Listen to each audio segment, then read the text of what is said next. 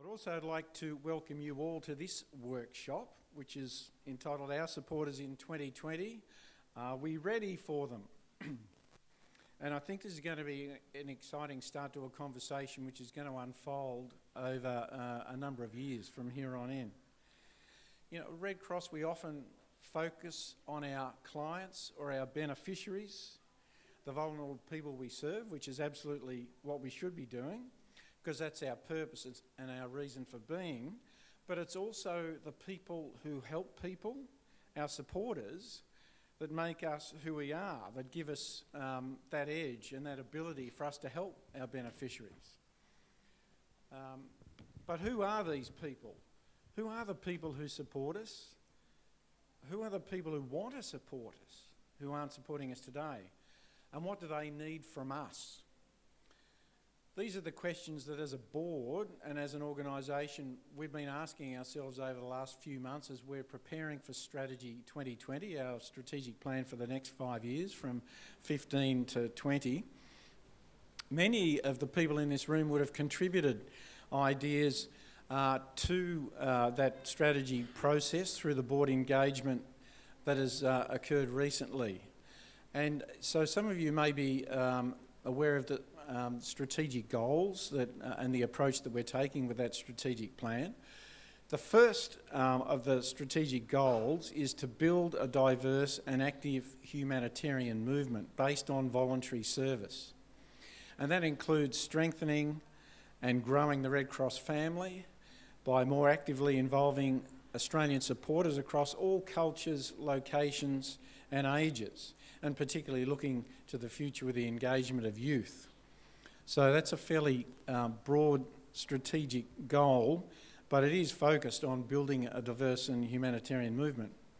And then the last goal is to maintain a strong, innovative, sustainable and accountable organisation capable of achieving our humanitarian goals, and particularly to develop ongoing relationships to grow income and to sustain and underpin our everyday work. So supporter engagement is really front and centre as a key strategic goal that the organisation sees for itself over the next 5 years. And given the demographic, technological, social and cultural changes we think we're going to face over the next 5 years, it's really important, I think, that to achieve those goals, we're going to have to think differently. We're going to have different approaches. We're going to have to think about some of the challenges that we got in the this morning's sessions, particularly about collective impact and different approaches like that to see how we can go, even on the supporter side, not just the delivery side. So we've got 20,000 members, 30,000 volunteers, and between the humanitarian services part of the Red Cross and the blood service, we've got 6,000 members of staff. And we all know that, you know, those people are our lifeblood, but we've actually got a number of supporters in addition to those that come already from a broader base in the community. There's over 500,000 people who regularly donate blood. There's over 120,000 who make a regular monthly donation to the Red Cross to support our everyday work. There's around 200,000 people who follow either the National Society or the Blood Service on Facebook. So we're actually getting up there with social networks. We've got 90,000 people who've been trained in first aid over the last 3 years. 75,000 people who regularly use our first aid smartphone app, and about 80,000 people a month who visit our Red Cross shops. All of those people really fit in very well to the notion of supporters. So people are already supporting our vision and our mission in different ways, and increasingly new ways.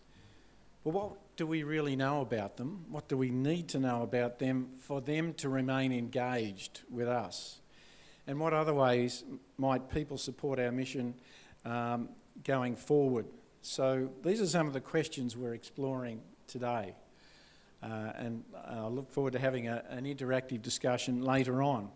We've got 3 terrific speakers, 2 of whom are down the front, and one of whom is running a little bit late, and Martin or Gary are going to bring him down the front when he arrives, and that's Ash. But firstly, we have Ajanta Malhotra, who is the supporter engagement researcher within the marketing department of Red Cross. Welcome, Ajanta. Come up. So I will now give the floor to Ajanta. Great. Thank you. Good afternoon, everyone. Thank you so much for being here today. So as Ross pointed out, my background is that I work in the marketing department, and we conduct a lot of research on an ongoing basis to generate insights and really understand what's driving donors and supporters to be engaged with us and with other charities even through our desk research. So I'm just going to slides up and we'll talk through them as we go. So as I mentioned, I come from the marketing department, and of the research that we've been conducting, we have recently conducted research with 3 key supporter groups for us. The first being members, the second donors, and retail stores. Now, as you can understand, with ongoing research, we're always learning, and as circumstances and as our change, we learn more. But what we're going to talk about today are 3 things that are very relevant to the topic that we're discussing today, and also should help for some interesting interactive conversations later. These are the 3 things that we'll be talking about today. First is understanding motivations. So this will talk about what our research has indicated are the different types of supporters based on what motivates them to engage with not-for-profits and charities, but particularly with Red Cross. The second is engaging young people, which as one of our strategic goals is a really important area for us to focus into. And the third is the importance of connection.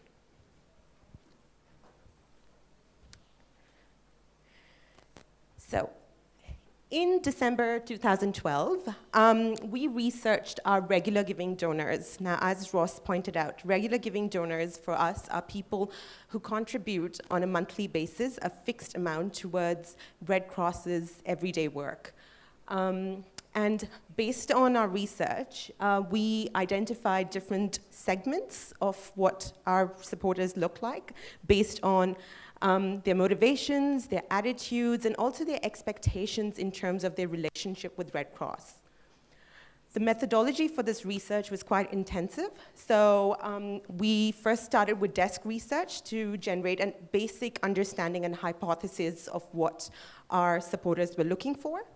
Then we conducted focus group with our Red Cross Services Center. So these are the guys that are on a day-to-day basis in touch with our supporters. They're the guys who answer your phone calls or even make outbound calls just to follow up and see how things are going. And lastly, we also conducted an online survey, which, as you can see from the size, was relatively extensive. We spoke to both lapsed regular givers and active regular givers. So lapsed regular givers would be people who are no longer regularly donating to us for one reason or another. So what did we identify? As I mentioned, there were 5 different types of donors. Now, as I go through this, before I go to the next slide, what I suggest is, as we go through them, try and see which one do you personally or someone you know identifies with. So it'll be an interesting exercise. But also remember that at any given stage of your life or based on your experiences, you wouldn't necessarily identify with just the one. You might actually see that, you know what, I'm type 1 and 3 and 5, so you can be a good mix of different donor types. So let's go through that as we go through the slide. So the 5 types of donors, the first one are rationals. As the name indicates, they typically identify with very rational motivations. So an example of a few statements that they identify with would be, I've always supported a range of charities or causes. I trust Red Cross. Or I know I can get a tax deduction for my gift. So it's a very rational drive for them. The next would be social connectors. Now with social connectors, we've got 2 example statements. It's important that we are all there to help others in need, and giving to charity brings my family, friends, and community together. So it's all about coming together, the social aspect of donating, of giving, or supporting, or being involved. Inquirers. I like to support charities that are accountable and can explain how they work, so they really seek transparency. I love to support local grassroots causes. Again, that transparency aspect comes in because it's all about really seeing in my local community what's happening or where's the opportunity for me to go out and actually help. Then we have impulsives, which is our type 4. Often when I hear a sad or tragic story, I feel compelled to take action. So there are people who are motivated at the spur of the moment. Donating to Red Cross wasn't something I really considered before I signed up. I signed up because I had friends who were also donating. And last but not the least, we have repairs. So with repairs, there are people who've had some sort of personal link or experience with Red Cross. So there are people who would identify with statements such as, Red Cross once helped a close friend or family member. I'm really grateful for this. I'd seen Red Cross work firsthand. I was proud to support Red Cross. So there's a sense of pride and a sense of repayment that comes for these people in terms of motivating them to support a charity. Now, the important thing is, after understanding them, we need to now understand how do we keep them engaged, because they are looking for different sort of information or even communication styles.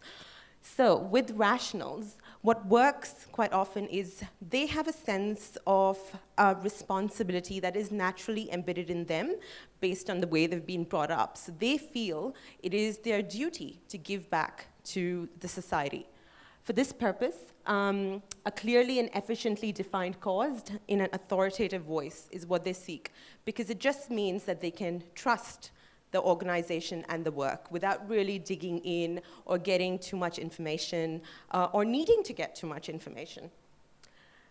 Next, they value trusted brands, including charity brands, because they don't have to worry about whether their support will make a difference.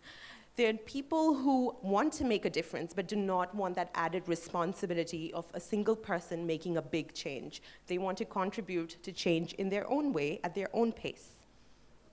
And being with a trusted brand means that I know that at some stage, in some way or another, I am doing good. Need information presented to accommodate variable attention spans. They're not people who have a lot of time to go through, information or follow-up or flyers. They want information that's presented in a crisp, clean, easy to read through way, easily legible in terms of graphs, boxes, tables, anything that I can totally skim through and make a decision and conveys to me that this is a trusted organization. I'm sorry. Next, we look at social connectors. With them, being the kind of people they are, where they really love getting together, networking, and doing things with other people in their community and family. Stories that trigger empathy, so where people like me, people that I can really see on a day-to-day basis, connect with in an emotional way, are what attract them. They also look for a clear cause. So vulnerable families, hungry children, they really like to fight for the cause of innocence. So, when we talk about babies or hungry kids, that's the kind of causes that we connect with. Explanations of how Red Cross helped in a simple and ambiguous terms. What they want are those stories and anecdotes that they can share with other people in the community, which would help them motivate others to join in to their fight and their cause. Next, we go to inquirers. So they are clear. They like information that's clear, that's efficient, in an authoritative definition of the problem, but light on emotional cues. Anything that is highly emotionalized for them brings out a sense of cynicism. Is that for real? Are you really trying to sell something to me? So they're going to automatically doubt anything that's heavily emotional laden. So they look for a balance between rational and emotional. They look for emotion behind the cause, but rational in your reason to ask or for their reason to support. So information that No, situational in context, factual and authoritative information using credible sources. Because they have the nature to really inquire into where is my dollar going, and is every dollar, every cent that I'm investing or donating making a difference, they really want that kind of information from a credible source. And last but not the least, they look at expert voice in explaining in simple and unambiguous terms. So it's all about keeping it simple so that I can trust it. I'm sorry, I think the mic's fading in. Good idea. I don't think it's on. No, we'll be able to manage with this. Next, we move on to impulsives. So as I mentioned earlier, they're kind of people who go by spur of the moment. So if there has been a disaster, they might not have consciously thought of supporting a cause or donating or actively being involved in a movement, but the minute something emotionally pulls on their heartstrings, they go, right, this is a cause that I've made a decision to support now. Because they are very impulsive, it's important to keep them engaged, and hence it's important post-acquisition, so once they have given to you, you do immediately call back, recognize what they've done, and show that they are valued by you to keep them engaged. It's really important for people who are impulsives, for us to keep them really engaged and really continue communicating with them so that the relationship can become stronger. And they also like stories that feature characters that are, again, innocent victims in some way, or are, on national TV as a big disaster, or trigger empathy in any way. Repairs. As I mentioned, that they've had contact with the Red Cross in the past, and as a result, the kind of relationship they want with Red Cross is very them-driven. So they're the ones who pick up the phone and just go, actually, you're doing something, and I've got a story that I want to share about what a difference Red Cross made. And all they're looking for is somebody who actively listens to them and really appreciates their life experiences. So it's about those really personal moments, whether they've experienced them personally or whether somebody they've known, friends or family have gone through, where they really feel that they need to recognize the great work Red Cross has done, and they actually, with the inquirers, are often some of our best advocates, because once they believe that you have done great work and you are there for them and for the causes that you support, they're the ones who are our best advocates to go out and actually spread the word from their personal experiences. So now that we've looked at the different donor types that we have, I'm hoping some of you have connected with some of them or identified the areas that you might fit into. All right, so moving on, we're now going to move on to the next topic of our discussion, which is engaging young people. Now, this again is a really important topic. Is the heart of our strategic goals for the next 5 years for our strategy 2020, which is we're going to focus on engaging with young people, with not-for-profit organizations. We've, for a long time, had models that we've worked with, and unfortunately for us, the times are changing and the world is getting more and more complex and communication is getting more and more complex. So we need to make sure that where we have our target segments or donors that regularly support us, we do think of the future and we expand and plan to get some of these young people engaged with not-for-profits at an early age. So we've conducted some research in that area as well. In May 2013, we conducted desk research amongst different charitable not-for-profit organizations in Australia. Some of the organizations that were included were Amnesty International, Oxfam, the Smith Family, Greenpeace, Get Up, the Victorian Racing Club, Newcastle Knights, NRMA, New Zealand Red Cross, and Country Women's Association Australia. So we looked at a very diverse mix of not-for-profit organizations within Australia, and we researched into what were their membership models currently? How were they changing? What were the membership benefits that they were offering? And as a result, what was the change in their membership numbers?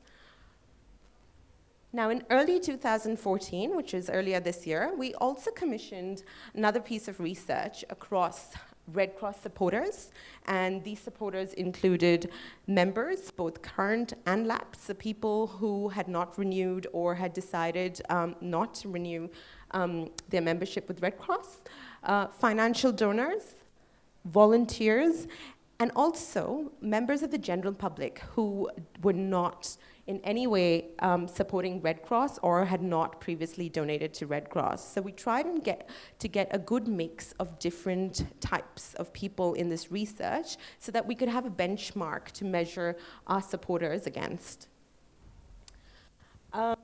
In addition to this, we are also currently active dialogue with our young humanitarians in New South Wales. So they are our group of young supporters, and we're working with them to develop strategies on engaging them and their age group even more. So what did we learn from this? From our research, there were 4 key things that came out that are relevant to the point that we're making. One was organizations that have an explicit focus on young people are growing. So a lot of organizations currently are developing strategies and even tactical ideas around engaging young people even more than they are currently. They are the next generation, after all. Then we have young people have grown up in a digital age.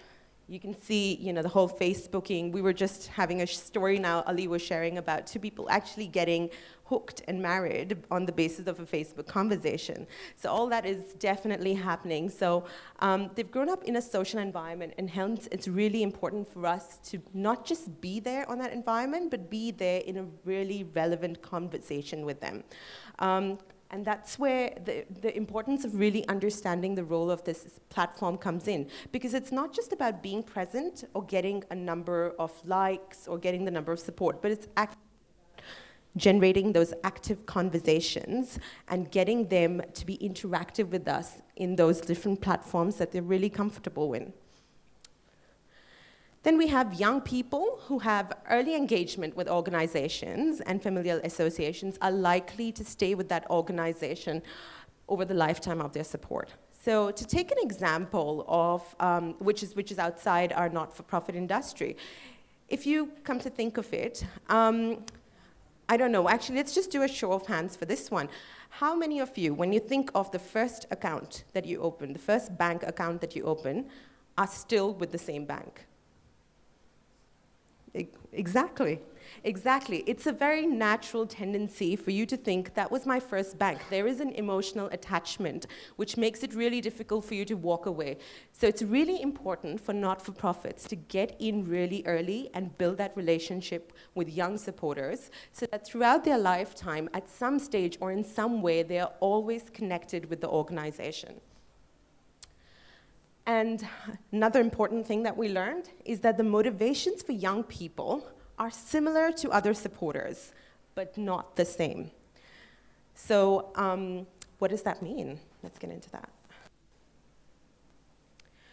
So what that means is that for young people today, engagement needs to provide tangible value. Where for the older generation, there's a lot of that sense of being involved in some way or another. For young people, there is a mutual value that they seek. If I am contributing, I do want some sort of tangible value out of it. And that's what often motivates them to continue on that journey, on that relationship. What sort of tangible value are they looking for? They're looking for skills. They're looking for employability skills, so work experiences that will help them get their jobs in the future. They're looking for leadership potential or just building leadership and teamwork skills. What is it about, working with a team, becoming leaders, having more formal conversations? It's about learning those things.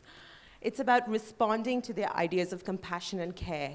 In some way, this is what I feel really strongly with. Does this not-for-profit or does this cause satisfy that urge that I have to do something for the society? and it's about building their social and professional network.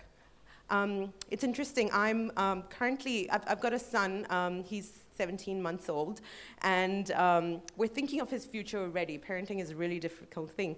And I was talking to somebody in office the other day, and she told me, if you need to get your child into private school, you need to do it at this age. And that brought up a conversation between me and my husband as to why do we want to put him in for private schooling. Most of the people that we spoke to, most of the articles that we read said it's all about building that social network, building that strength of, you know, the boys' club or the girls' club, or just your peers. And that's what a lot of our young people are looking for, but outside of that formal education environment. They're looking for people that they can homogeneously connect with in a very sociable environment, and down the line, build that professional network. Having said that, it's really important to also recognize that organizations that still rely on traditional branch structures where people need to turn up to sign in, or you know, if we're let's say knitting sweaters for the homeless, we need to do it at a certain center. So that's those sort of restrictions. They are actually declining in terms of their membership growth, because with young people, they don't want to be tied down to a certain location. They want to be more mobile in terms of their support. And also with regards to, you know, governance structures, they're looking for environments that are very unstructured, that allow conversations without any formal agendas, but where conversations just flow naturally. All right. Lastly, the importance of connection. There are three things that I'll be talking about in this. One is around localization. So as I mentioned, that people are looking to connect with their cause and to support their organization in, you know, areas where they hang out, basically. Inquirers like to see that their efforts result in change. They want to see proof of what we're doing. Connectors like to bring people together. So overall, for some people, the relationship between a cause and making a connection is really crucial. Advocating for change. Growth is seen in organizations that engage supporters to bring about social change. So it's about actually being part of a movement, particularly through advocacy and awareness raising, especially online. And lastly, being socially connected. That's something that's really important for them as well. Just to the point that I made earlier, that this is our next generation. We need to communicate and interact with them in an environment where they belong and where they spend most of their time. While peer-to-peer exchanges in face-to-face way are really important as well, you know, just to hang out with like-minded people at a cafe, it's still really important that the next generation, our young people, are mostly interacting and mostly reachable in a digital world. So we need to be face-to-face with them in that digital space. And there is an increasing demand for voluntary, flexible structures and decrease in formal branch structures. So that's where I was talking about the fact that I do not want to be limited and restricted by how far or how close or how frequently I need to attend my branch meetings. It's all about what's the bit that I can do to help from wherever I am. And with that, I conclude my bit of the presentation. Thank you so much.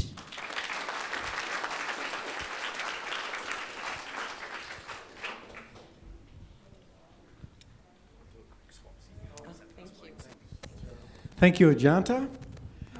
That research was quite insightful and quite stimulating for the thought process, so I'm sure there'll be some questions after that.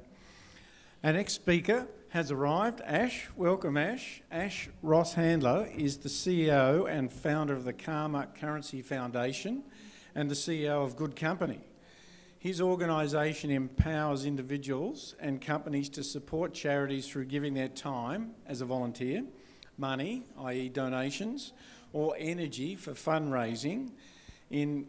So in combination, these brands support over 1,000 leading Australian charities. Ash's professional expertise covers fundraising, corporate volunteering, advertising, marketing.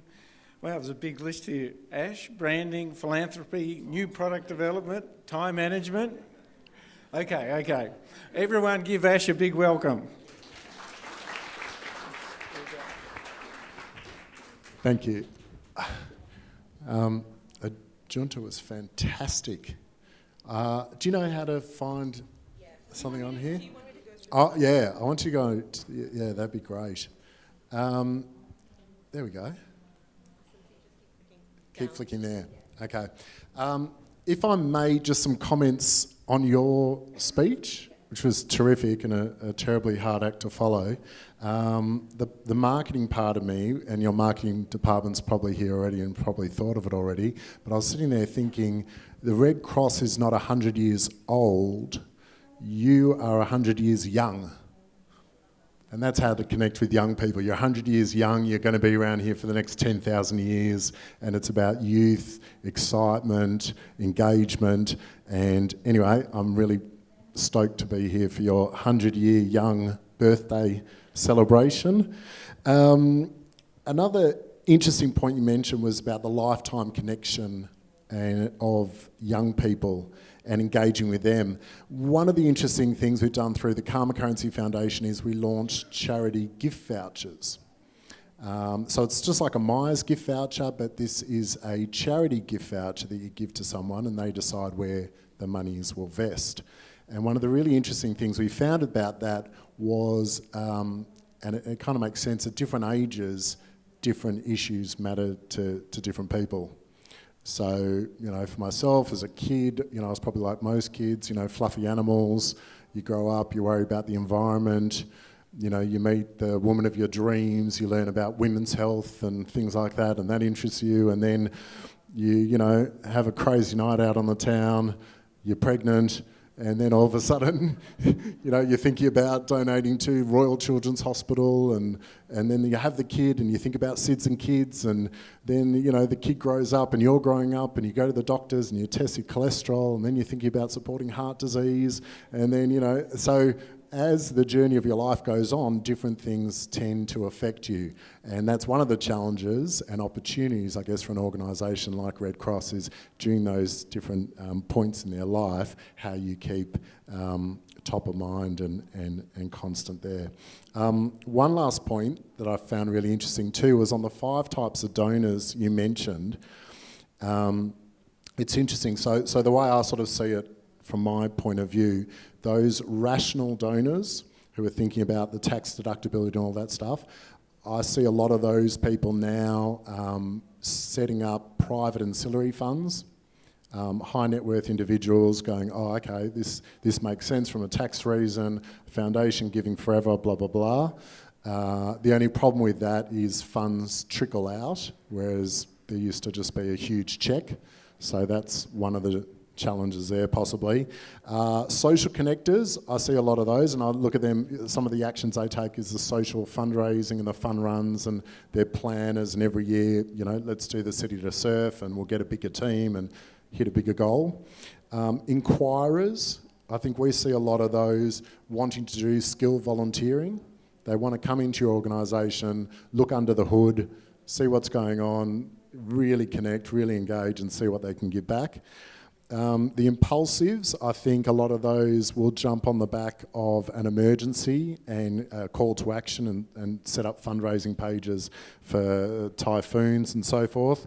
And the repayers, I think we're seeing those in the context of you go and volunteer, you have a good experience, then you come back and you're like, oh, now I'm going to make a donation or I'm going to sign up ongoing. So really great stuff, because I had no idea what any of those were called just till 10 minutes ago, and now I know. Thank you. So quickly about us, we are an organisation. We connect those who can give with those in need. And what's been exciting recently is I've been doing a few talks on gratitude and the practice of gratitude and thankfulness, and it's something we're trying to embed in our kids every day. And it's amazing how that shifts people from being a feeling of need, a needy person, to, I've got clean water and I've got health and I've got electricity and I've got a roof over my head. What can I actually give back now? So we're in this fortunate position where we work with some amazing companies, and really these are the corporates we work with, but these are your corporate supporters through our platform. So I'll show you the way that we do work with them. Here's a number of sort of examples of some of our sub-sites. But essentially we have built a platform where people can give their time, talent and treasure. General volunteering, skill volunteering and donating. So it's donating once off and ongoing, also for fundraising pages. And we create these sub-sites, it's software as a service, sub-sites for corporates that will link in with their payroll, will link in with IT, so that a staff member puts in an employee ID, it pre-fills their data, where they're located, their job, state, etc. And then that also on the other end clicks into payroll, so when they do decide to give funds, it comes out of their next pay run. So some of these organisations are signed up just for volunteering, some are signed up just for donating, some are signed up for all three. We were quite fortunate. I started the Karma Currency Foundation, which is a donating of dollars platform. We took over Good Company, which was a donating of time platform, and when we brought them together, we didn't get any support from government, philanthropists. We knocked on every door in town. But fortunately, Optus at the same time had gone to their staff and had asked them, do you want a little bit more choice in who you give to? Do you want to give in different ways? So we met up at a happy accident at the right time, and we were both wanting to deliver the one-stop shop for workplace giving. And what's exciting is the people numbers. So we brought across about 300 existing donors, and now that's gone over 1,600, volunteered over 7,000 hours, and donated close to $500,000. So on their platform, they go in, they can volunteer, so they search by their skill, their location, their availability, whether they want to do it in a team or not. They can search how they want to donate, so they can donate to projects or to the charity. They can set up fundraising pages for the Ice Bucket Challenge and other challenges. And they can also share their stories. On the site, they can take photos, they can take video, they can upload that and talk about a particular event or function or fundraising event with a charity or a volunteer opportunity. So that's a really good way to inspire other staff also to get on board and give.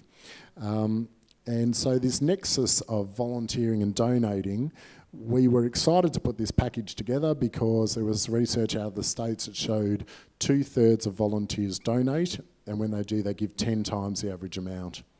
So we're really excited to try and unlock that nexus, and we're starting to now find these great case studies. Here's a team went out to Wesley Mission. They did a volunteer activity. It also included collecting goods for their pantry, and then they came back and switched on their giving, and have sort of, over the next week raised another $1,000 for the organisation. So there's that nexus we were talking about. It was done by Harris Interactive for the Fidelity Charitable Gift Fund, and what we're starting to see now as we drill down is graphs like this that are actually showing the blue line is charities that are listed for both dollars and volunteers. The red line is charities on our sites just listed for dollars, and you do start to see a relationship there where organisations that are offering multiple ways to give and engage are starting to reap the benefits. But we understand for charities and non-profits, it's a really difficult task. Sourcing the volunteers, writing the job descriptions, etc. So what we've also tried to do through a lot of research is on the platform we've created things like volunteer templates. So you go there and you say, yep, I want an IT person or an HR expert or a graphic designer. You click a button and the next screen it basically pre-fills what a designer could do for your organisation or what a particular contractor lawyer could look at. So that helps a lot of particularly smaller organisations list roles in sort of under 3 minutes. And also on the site we've got all the archived roles. So there's a history dating back to 2009 of any volunteer position you put up there and who's applied for it.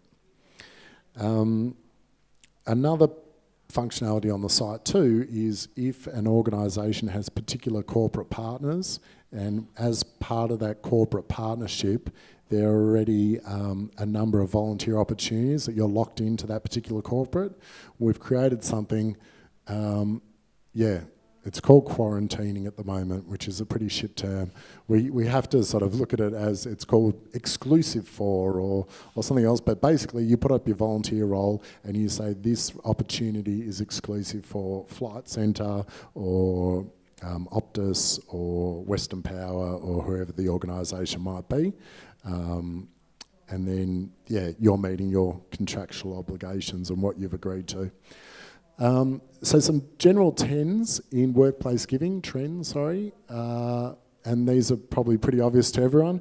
What it was the CEO used to choose a charity or the CEO's wife, the chairman's choice. Now it's very much the democratisation of giving, and staff want to full control over which charities they want to support and when they support them. It's gone from management, often running volunteering, to now looking at a kiosk model where staff can engage when they choose to, and a bit of a hybrid of the both. It's moved from that kind of guilt, okay, don't ask me again, $2 a month, set and forget, I don't want to know about it again. That sort of, out of sight, out of mind donating, to now something, I want to be active, I want to be involved, I want to know where my dollars are going. That set and forget passive giving has now become much more active and engaging. And also, we're looking at how we can make it a bit more like a gift and a reward. So we've got some sort of cool tools behind that. So the tools behind that are charity gift vouchers and volunteer vouchers and a few other things there. Top tips to accelerate workplace giving. So who looks after workplace giving in this room? It's all on you.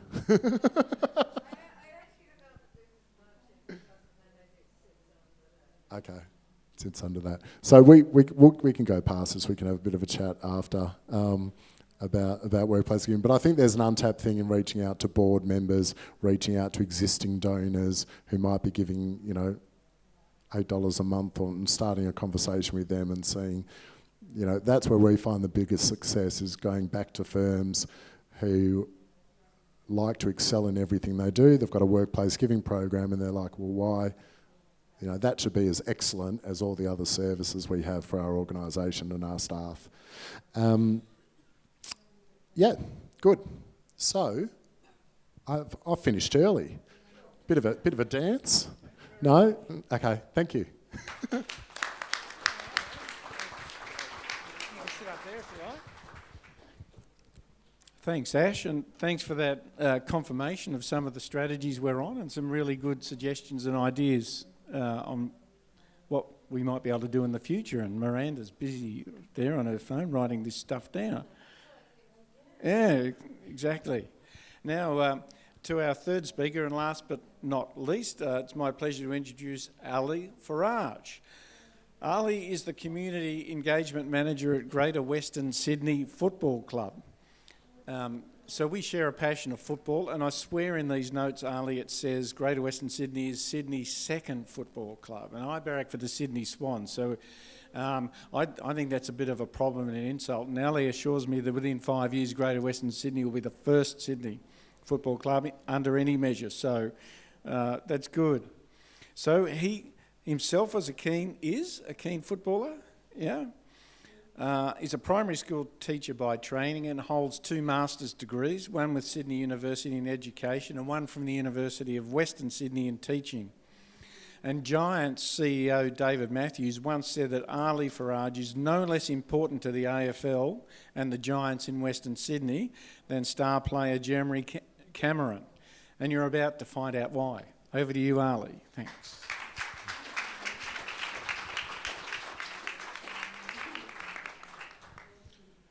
Thank you very much for having me here today. I don't look much like a footballer, so I was keen back in the day. And then luckily enough got married and put a lot of weight on. So, and it's not to disappoint me. I got into powerlifting after football, so the weight helps me a bit. I guess we're a bit different, and I'm a bit different than, we come from a football club. The football club is only 3 years old, and we're now, I guess, our beginning phase in our, I guess, lifespan in Western Sydney. The Giants, in essence, we pride ourselves on, I guess, our community connection, and it's really important. Back in 2009, I was at a primary school. My young brother did a degree in exercise science, and we saw the AFL on Seek, and I was happily in my job at teaching, and he said to me, "Oh, look at this." I said, "What's that?" He said to me, "I think it's like a rugby league code." I said to him, "Oh yeah." I said, "What's that?" He said to me, "Oh, it's, you know, that Swans game." I said, "Oh, yeah, where they catch the ball like aerial ping pong."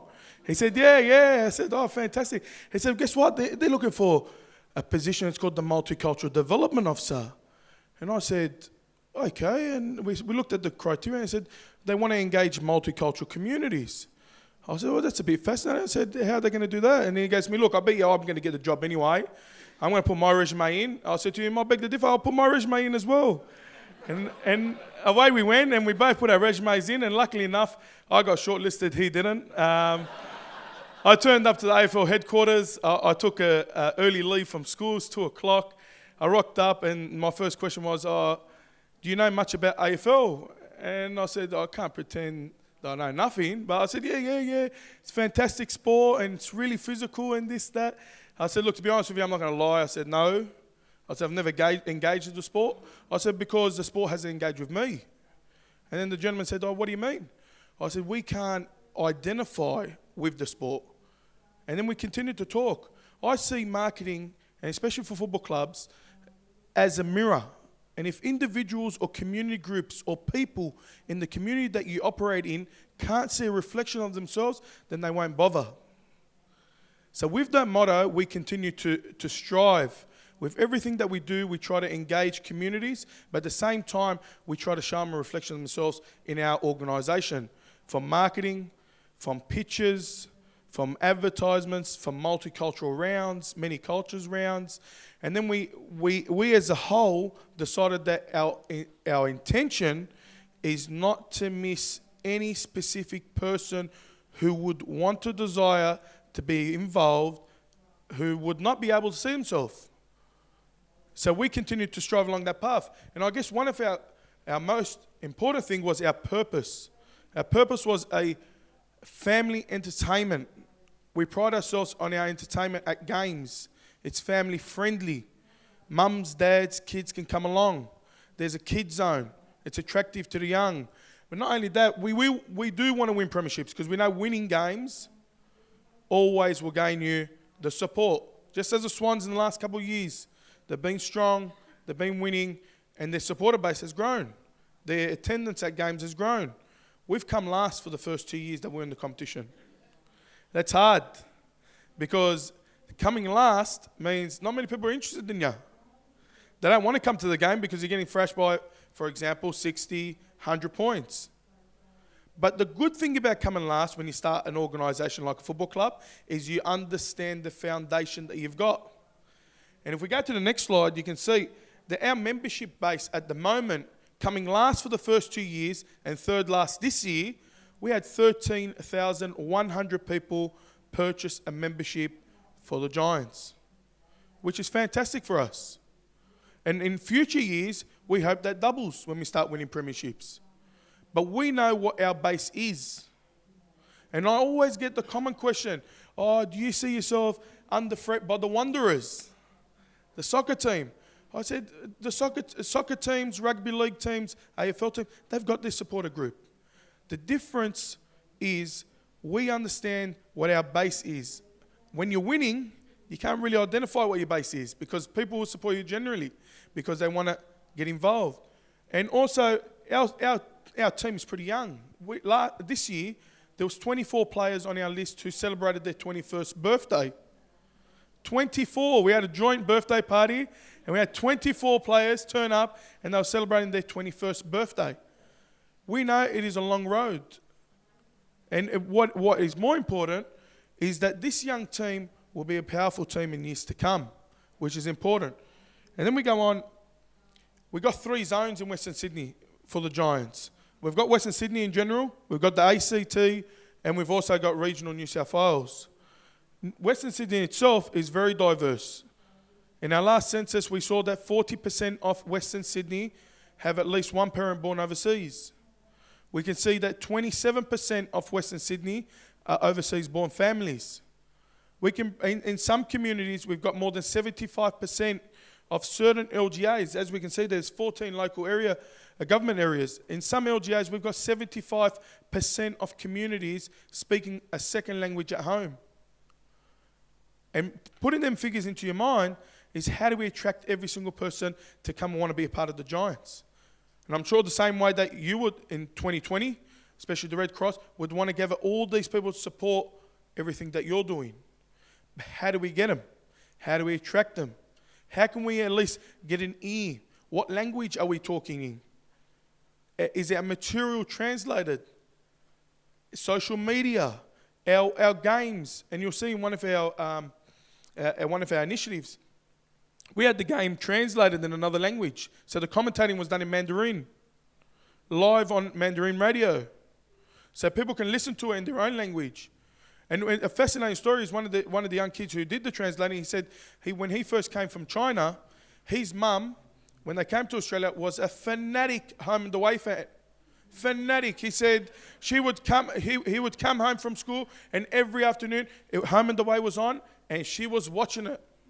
He goes, without a doubt, every afternoon. Then one afternoon he came home, and she didn't have it on. And he comes back to the mirror. And he goes, oh, Mum, what's wrong? How come you're not watching Home and Away? She goes, because I've been watching it for so many years, but I've never seen a Chinese person in it. Not once. So she goes, what am I going to watch it for? Not once. So she turned it off, and she lost that interest, that connection. And the hearts and minds of young people, and it's fantastic to hear about young people, engaging young people. And at the Giants, we engage young people through our connection with Maya New South Wales, which is a multicultural youth affairs network. It's been around for about 25 years in New South Wales. It's underneath a body of Maya in Australia. And underneath also, it was auspiced by Centre for Multicultural Youth here in Melbourne. Maya New South Wales was an advocacy body for refugee and new migrant youth. And at the Giants, as I guess part of our initiative to grow into Western Sydney, we saw it as a need for us to engage with young people. So we put our hands up and said, look, we'd like to be a part of Mayan establishing their own entity in New South Wales. And 2 weeks ago, Mayan Australia had their Fuse conference. They brought 45 young people from refugee and new migrant background down to Sydney. And then one of the days was spent at the Giants, where we had a Q&A with different ministers from different areas. And youth were getting up and asking questions. We're a football club. People ask me, then why are you getting involved in things like this? It's a connector for us, to connect with the communities and the issues that exist in our community, which is important. Another one we pride ourselves, and especially from the AFL as a whole, and the AFL is moving forward. And I give them credit for that, because 2009, like I said, yeah, we knew nothing. The multicultural community knew nothing about AFL. But then slowly by slowly, they took a strategy, and we started to move forward. And one of the strategies was the many cultures round. And it's one of our most favourite rounds at the Giants, because the first year we did it, we actually won a game. So I said to him, it's because we should do this every week. Let's get the African dancers and the Chinese drummers and things like that. Let's go for it. And everyone said, no, hold on, Ali, hold on. So lucky we were playing the team that came second last. which was Melbourne. So, but people came along. You can see we had goal translating in different languages. We had people coming from all around New South Wales. We had settlement service providers come along, and they had people who, for example, spent only a month in Australia come along. But what we did was we connected our players with them. So each of our first-year players sat with a group of new migrants and sat down and explained what was happening. Why'd that guy stop when he caught the ball in the full? And the player explains it. It's very important, because then all of a sudden all these new migrant students and youth and families say they remember that player's name. Because just as I was growing up as a young Lebanese boy who was born in Australia but parents migrated in 78, the time I remember is when my dad worked for Ream, Hot Water Services. He was a spot welder. But every Christmas party, who turned up? Parramatta Eels. And what they gave us a gift. So every parent would get up with his kids and they give you a gift. And that gift, my dad still got it till today. And he's a fanatic Parramatta fan. And he loves them. Why? Because he thought that they were going out of their ways to come and engage him. So he built that connection. And I say it all the time. And especially in these times and ages, there's a lot of things happening around the world. Especially coming from a Muslim background, we do a lot of programs with police. And we've got so many disengaged youth in our community. So many. And especially with what's happening around the world in social media and the propagandas and things like that. But we've got so many people who are disengaged from school, which has a roll-on effect. And that roll-on effect is getting into groups of no good. Why? Because groups of no good sometimes give you a belonging. And if Red Cross can give someone a belonging, then you've got that person for life. And we see it firsthand. When we go and our friend from the police station gives us a call and says, please, can you come and be a support person for this young person? And we go there and we say, what did you do wrong this time? Oh, I didn't do nothing. I said, what do you mean? I said, no, I was walking with so-and-so and we were always walking, they always pick on us. We say, are you sure about that? I said, they got CCTV video of you doing this. He goes, yeah, but I got told to do it. And then we start breaking it down. And we say, okay, look, why do you hang out with these people? Why do you associate with these people? And then I think about it, I said, you know what, if I can find out the reason that this young person associates with this group, I can use that and say, how can I get people to engage with us as a club? Because this person is his life is all about that group. So how can I make a fan all about us? They give me a sense of belonging. They care about me. They talk to me. They talk my language. They ask me questions. I'm thinking to myself, so they've won his heart and mind. And if you can win the hearts and minds of people, then they will be with you forever. And which is important. And we also, at the Giants, and it's a third one, is education programs. Because in Western Sydney, it's not all about football. And when I started at the AFL in 2009, and when I first went out to schools, teachers would tell me the honest truth. And I had a lot of friends who were school teachers, and they would say to me, look, our kids don't really like AFL, and I'm not sure if they're going to really get into it. So I don't want to. And I said, can we introduce AFL in a different way? And he said, what do you mean? I said, look, can we bring an education component to it? And he said, go ahead. Explain yourself. I said, how about we do a goal setting or dedication success presentation, and then we'll go out and have a kick. And he said, yeah, that's fine. That's actually, because you're talking about this. I said, fantastic. So we started to work through it like that. Then all of a sudden at the Giants, when I went 2 years ago, we've got a science program. It's called Science with Giants, which is pretty cool. You know, and then now we've got a health program. We've partnered in a youth eco summit on sustainability, where we've managed to get 14 young people from Rudy Hill, and we've trained them up with media training, and they've gone out to the youth eco summit, and they've done interviews with different people talking about sustainability. We've got a goal setting program. We've got a nutrition program, which a corporate partner saw value in and said, you know what, we want to fund this program for you. So Woolworths is now on our nutrition program, and they do a youth employment program where we train young people in a 10-week course for vocational preparation, and they get a certificate one, they get a resume, they do interview skills, and then people look at me and they say, but what's that got to do with football? But that's what a football club is. It's more than just what happens on the ground. And I say, and this is what Dave Matthews would say, the importance of the community department. It's not only me, we've got other people working in the background, but he would say it's as important as Jeremy Cameron. Why? Because it gives credit within the community. It builds trust. We're not just a fly-in, fly-out service. We're here, and we're here for a long time. But we want to give something back to the people of Western Sydney. Western Sydney is a fantastic place.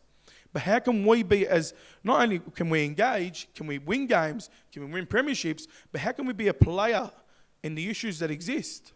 Because once you're a player, then you're right in the middle of things. And that's why these education programs are important. 2 videos I want to show you today. One is on the many cultures round, and one, the nutrition program. We taught kids how to cook. We taught them about nutrition. We took them out to a Woolworths site. The high school kids in the program, we did like a cook-off. They got a $15 voucher.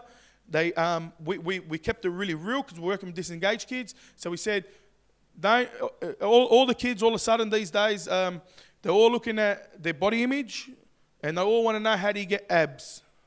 So when I say to them, look, it's not only about abs, but let's look about nutrition as a whole. And they say, okay, no worries, but later on can I ask you about that question? I say, yeah, no worries, I'll answer that later. But the most important thing is, sometimes the misconception of people is when you give them that $15 voucher, they say, we can't buy healthy food with this. We need more money than that. And I'm thinking to myself, why do you need more money than that? They say, have you seen the healthy area? I said, no. I said, is there a specific one at Woolworths? He said, yeah. And then we walked there and it's the organic area. And they think healthy food is only organic. So I said, no. Come over here, look at the fruit and veg. And then they start to buy it and they start to realise. And we keep it pretty simple because we're working with disengaged kids. We want to show kids that healthy food can also be cheap. And you can cook for 3 or 4 with $15. And we go on. So we decided this year, not only are we going to run the nutrition program, but we partnered with Woolworths and we said we've got an idea to break the Guinness Book of Record on Food Revolution Day with the Ministry of Food for Jamie Oliver. We're going to break the Guinness Book of Records for most people cooking at the one time. And we did it. And this is the video for the Many Cultures round, and we'll show you the video for the world record. That was on big screen. Sorry about my head videos.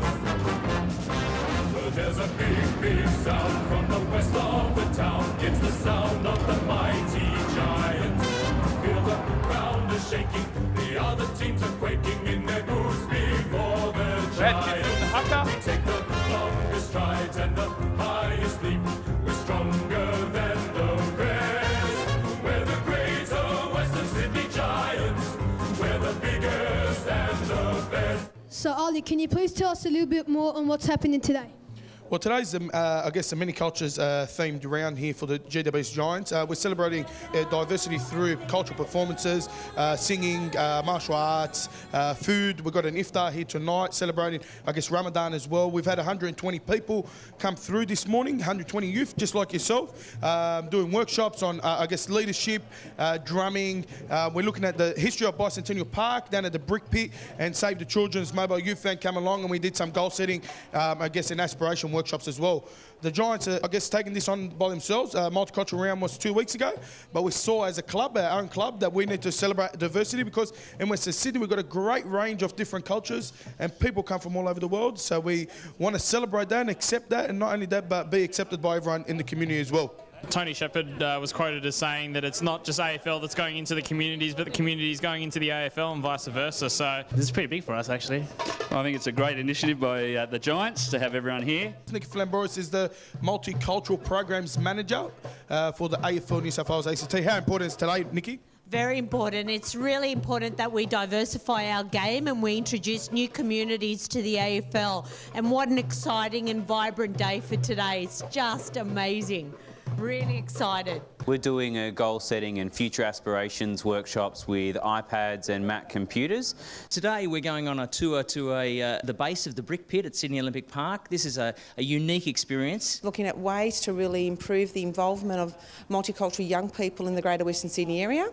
So trying different ideas, both doing physical things but also using their brains and thinking about how we communicate and how we cooperate and how we use things like trial and error in order to solve problems. Where do you come from? I'm from Iraq. And where did you come from? Sri Lanka. My name is Mariam. I came from Iraq. I'm excited to watch a game in afternoon. GWS Giant. I have a more girls. What school do you go to? We came to public school. I go to Punchbowl Boys High School. And I go to Punchbowl Boys High School. I go to Wisby Public School. Go the Giants! So as you can see, it's not just about football, and that was all done on one day. It was all about engagement, and which was important. The Woolworths Nutrition Program, and I guess to end the presentation for myself, is here. This is the Guinness Book of Records. So we are record holders, which the Swans aren't at the moment. I know they've won premiership, sorry Ross, but we are world record holders. Celebrating this day all around the world. But we've decided here in Sydney today we're going to break the world record, the Guinness Book of Record, for the most people cooking at the one time. 2,153 kids.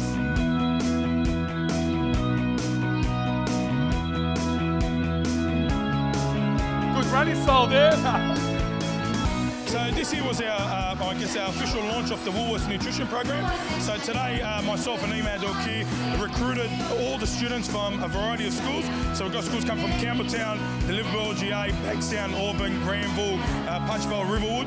So we managed to logistically plan 2,153 kids to come here today on 45 different buses, and luckily enough, all of them have turned up today.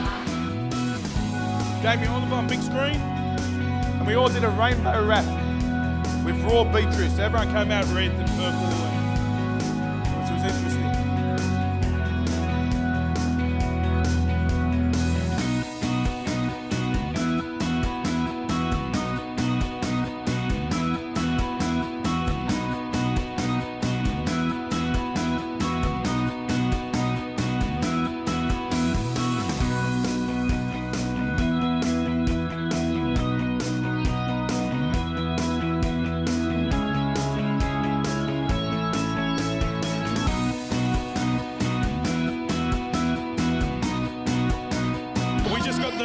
Total count of kids coming in of 2,153.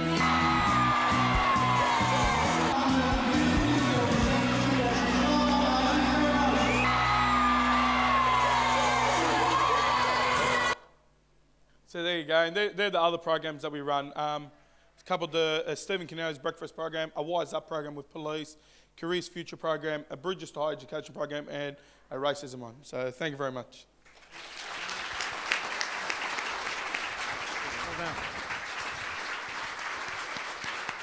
Thanks, Ali. That was terrific. Okay, now let's throw it open for questions and discussion. Martin's up the back. Have you got a microphone? So please raise your hand if you want to ask a question or you have a comment. Do we have anyone who's got a question? Everyone's stunned. Oh no, there's a hand going up. Hi, how you going? My name's Sam. I'm from the WA Youth Advisory Committee. I'm 26, which puts me squarely in the category of young for the Red Cross, but I'm far from the youngest. Plenty younger than me.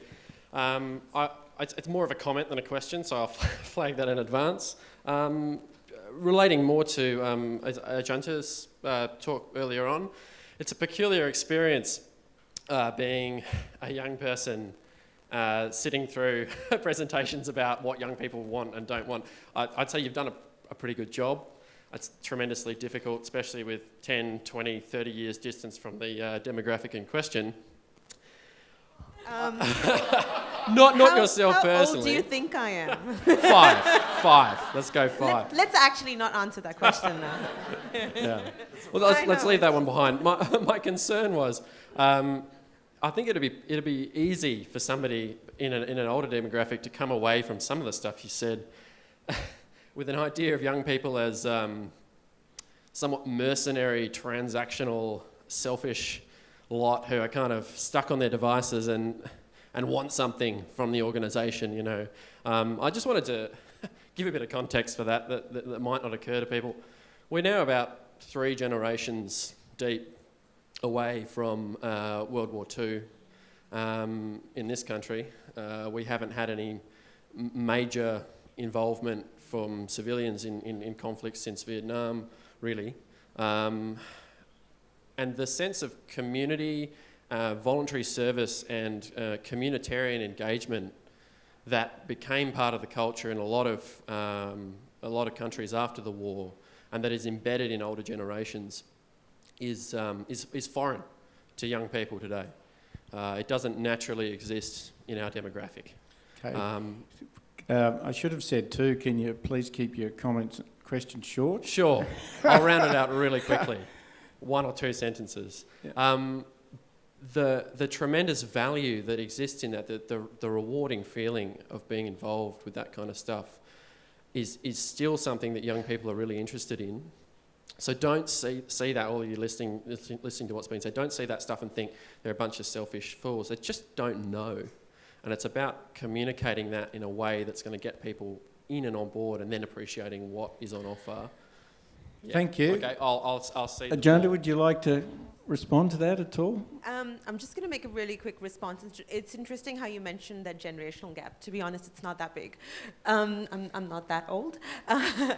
But recently my background's Indian. We had Narendra Modi, who was the Prime Minister of India, come in, and it was really interesting to see that while there were friends that I have who are 5 or 6 years or 10 years older than me were so excited about it. To be honest, I wasn't very moved by it because I grew up outside of India, and for me, the whole idea of Indian patriotism was really far. But it was interesting to say that when I heard that one speech by him, it really moved me and engaged me. And I think that's what it is. What you said is absolutely right, that our young generation have not seen a lot of the issues that some of our older demographics are familiar with. And also, the problems that they face today are very different. So when I talk about mutual value, it's kind of like today for a young person to graduate, come out of university and get a job is a lot more tougher than it was 20 years ago, because what you want is, do you have experience, is the first question they ask. And you're not going to get experience till you don't get that first experience. So for us to engage them, we have to find ways to actually provide them a platform to build into something bigger for their life. And that's the value that we offer them. It's not that they come looking for it, but that's the benefit. That's how we keep them engaged, because they see something that's going to help them grow in the future. Thank you. Thanks, Ajanta. Okay, we've got a question down the front here. Hi, I'm Greta. I'm the chair of the New South Wales Youth Advisory Committee, so quite involved in youth engagement. My question was for Ali. Congratulations, it sounds like you're really succeeding with youth engagement in Western Sydney, and you've obviously kind of targeted a specific supporter base in a geographical area. Australian Red Cross works domestically and internationally, and I really wanted to know, we're trying to target youth who want to be engaged with Australian Red Cross, and what's your biggest advice for achieving successful and sustainable youth engagement? I guess what's important with us as well, we're only 2 people, myself and another colleague of mine run the whole community department, and what's really important for us, and I guess one of the sustainable strategies we had, was to partner with people who were in the space, but where we could add, a unique experience for them. So partnering with Maya in New South Wales, they were in the space, and we said, how can we add a benefit to what you're doing? So what we end up doing is we have their staff member and their project coordinator in our office. They work out of our office. We provide the facilities, and what we find important for youth engagement is building rapport with the kids. Not being a come, hi, how are you? I'm here to solve your problems, and I'm never seen again. But to actually spend some time, if it's over 6 weeks, if it's over 10 weeks, and we've had some individuals who are not from the Western Sydney region, but we've had a principal call us from, for example, Glebe, and they had a high school there with 2 disengaged youth. And we saw the lady at a forum that I ran, and she said to me, can you please take these 2 kids with you under your wing every Thursdays for their work experience? And we said, yeah, not a problem. But when we started to build that rapport with them, and then we start to also get involved in youth groups. But not only one youth group or specific youth group, multiple youth groups where we run sessions on goal setting, midnight basketball, twilight soccer, OzTag, we do AFL 9s. And we're not restricted to say we're only from one code, so we only participate in one code. I've played many of touch football games with kids in the role that I'm in at the moment. I've played soccer, I've played basketball. Because once you find an area that they connect with and you connect with, and that's why I get into powerlifting. Because the first question kids will ask you if they're into the gym, how much do you bench? And if I can say a number which is more than them, then they're going to say, I want to get some information. How do you do that? What techniques do you use? And I've got him. Or I've got her. If she says, for example, I'm into netball, this, that. Oh, my sister plays netball. Who for? Oh, she plays here. And I've got to connect her straight away. Because once you've got that connector, then the dialogue starts to happen.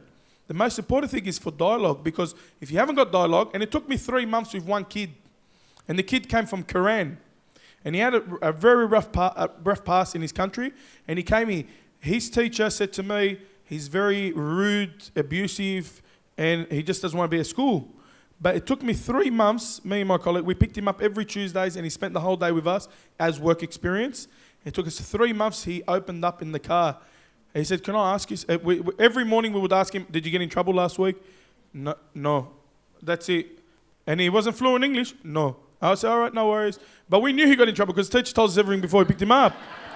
But we didn't tell him because we didn't want to tell him, we wanted him to tell us. 3 months later, he said, I got in trouble last week. He said it to us. We said, oh, why? He said, can I be honest with you? I said, of course you can. He said, and he was starting to build rapport. He said, because I don't understand her and she doesn't understand me. And we said, what do you mean? He goes, I don't understand her and then I get frustrated because she's not understanding me talking. So then I get abusive and frustrated, so I walk out. And I said, is that it? I said, why don't you tell us from the start, we'll talk. And he goes, okay, no worries. And luckily enough, through that, the teacher started to understand, and the dialogue between him and the teacher started to happen. He moved to Perth now, so hopefully he's still all right. Might have to speak to... There you go. Hi, Miranda. Just really quickly, Ali, amazing what you guys have done, just spectacular. But the question I've got is, what happened to your brother? He's actually, I have to admit, he's actually got a good job at the moment. He's working for TAFE New South Wales. He teaches nutrition. And I said to him, I said, don't underestimate a teaching degree. I said, he had one too. He did actually a bachelor's in PDHPE teaching. And look, I guess life in general is all about journeys. And we're on a journey at the Giants.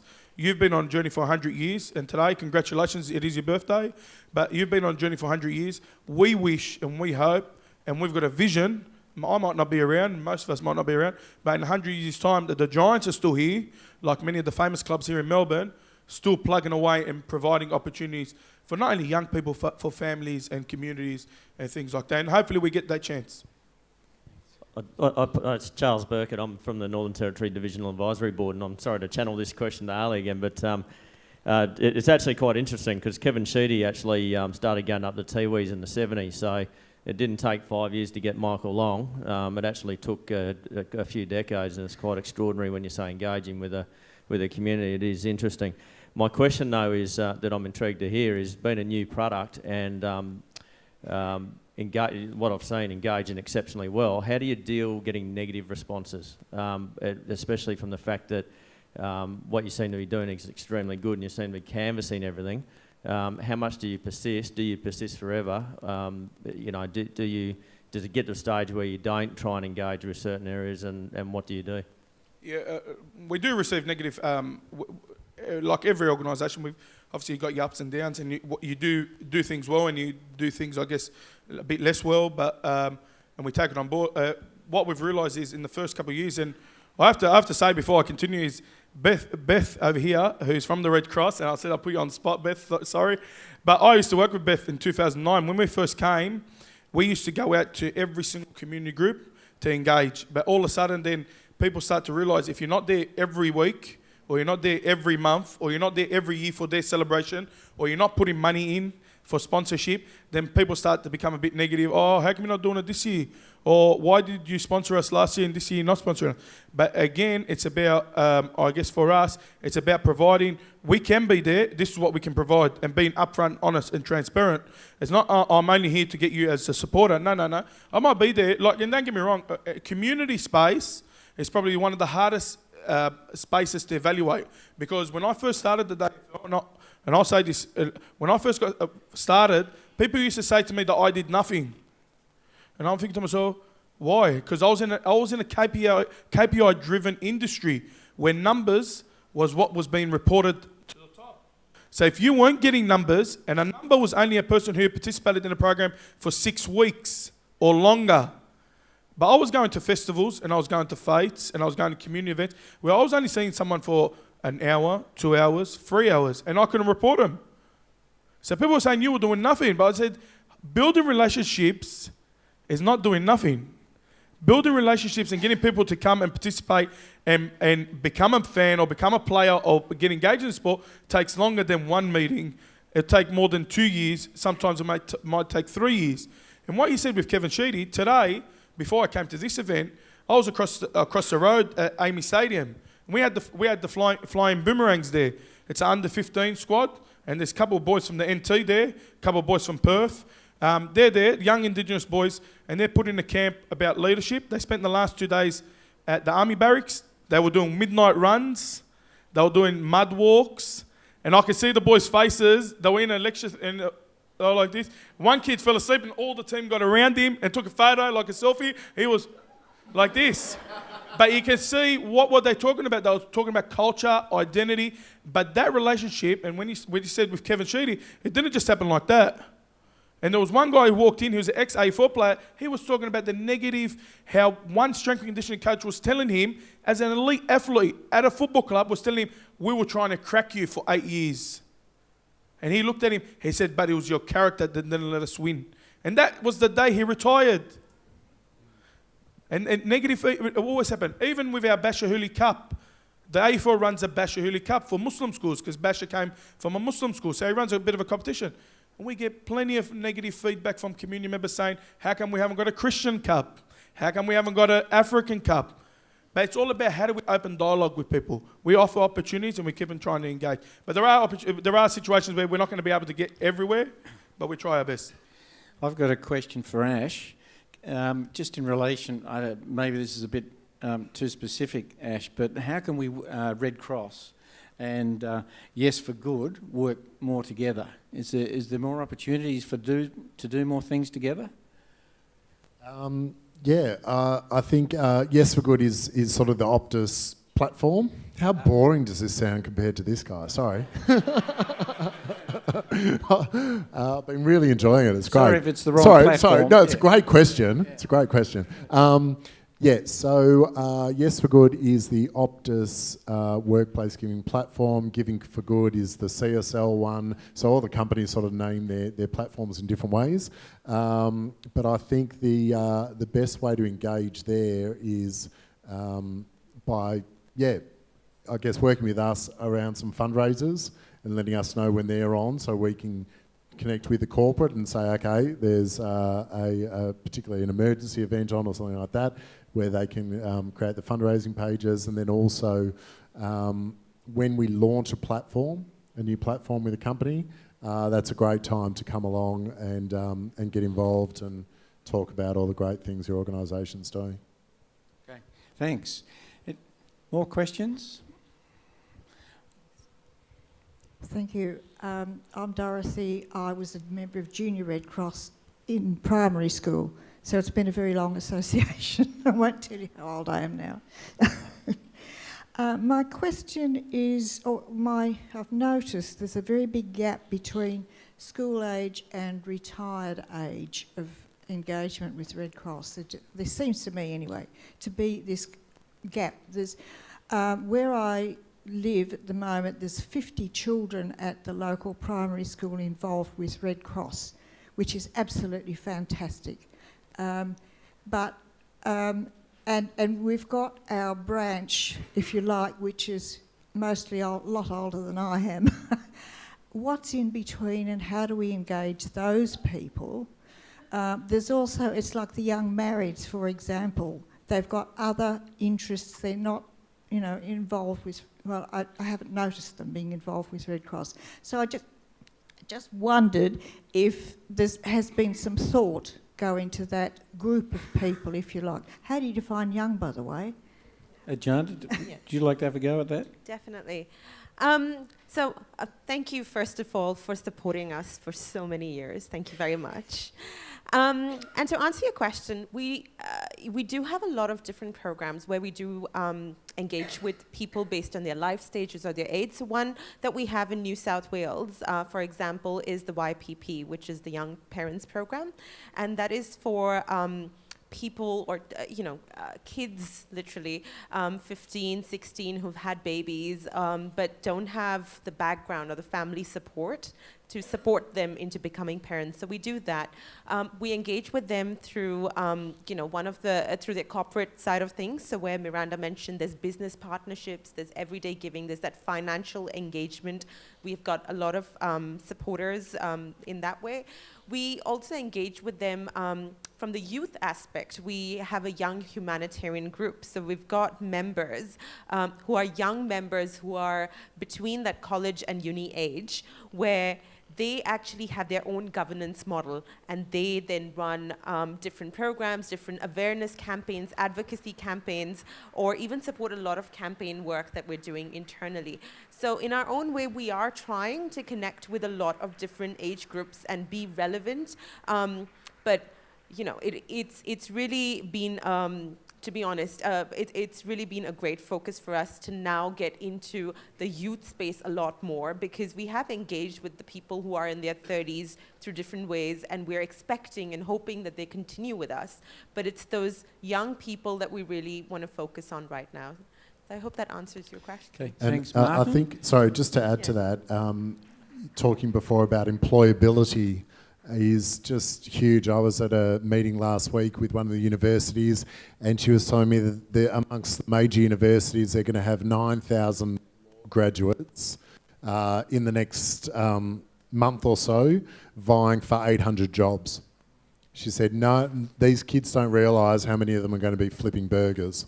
So employability and being able to differentiate yourself from the next candidate comes down to work experience, and a lot of universities now are really excited about volunteer matching platforms so that they can get their kids out as part of the unit and part of their course and part of their study, and on top of their study, out volunteering. So I think that's a really, huge opportunity to engage. Yeah. Okay, thanks. Martin, we've got one more question here from Rachel Smith, the lady in yellow, just down in front. And then I think that'll have to be the last one, unfortunately. Or one more? Okay. Go ahead, Rachel. Thanks, Ross. So congratulations, Ajante, and all the research that you've done of your existing membership base, and probably those that already have contact with the Red Cross. But is there any engagement that should be done at the TAFE or at the university levels, educating those that have no contact with Red Cross? I'm just wondering what you're doing sort of at that grassroots level. Absolutely. That's a really good question, because one of the things that we are currently working on is that we're building our Young Humanitarian Members program. So currently we do have members who are in that youth space, but it's interesting. We have almost fortnightly meetings with the leaders in New South Wales, and we're brainstorming a way to engage with them at that TAFE university level, or just advocate and spread the word about what the fundamental principles of Red Cross are and why and in what way can we connect with them. And it's interesting because we just recently had a meeting with them, and we were talking about building the strategy, and they just happened to mention, they said, yeah, so we're having our next meeting in January and stuff. And then we're like, so what else is happening? They're like, we don't know. Do you guys have anything for us to do? And that's when we realized that there's such a big potential. And we're already developing those opportunities where we're going to brainstorm themes based on what we're doing internally in our campaigns, and give them literally, the way we're brainstorming it at the moment is our own way of the apprentice, which is we ask them to develop their own ideas. And it could be a fundraising, it could be campaigning, or it could just be advocacy. And based on that, then recruiting members from different university clubs that connect with the cause and that connect with the organization. So that's a space that we are currently developing. At this stage, the strategy that we're setting is going to be 2 to 3 years down the line. That's when we'll start seeing results. We're also working on developing a leadership program. So, we'll probably be talking to Ali about that offline.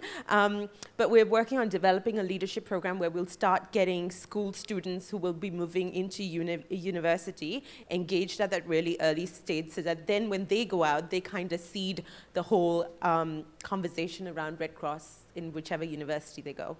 So, yeah, that's what we do. Thanks, Ajanta. One last question, then I think we'll have to wrap it up. G'day, hi, I'm Alan from the ACT Divisional Advisory Board. My question is for Ajanta, and it relates to your survey of membership across the larger Australian NGOs.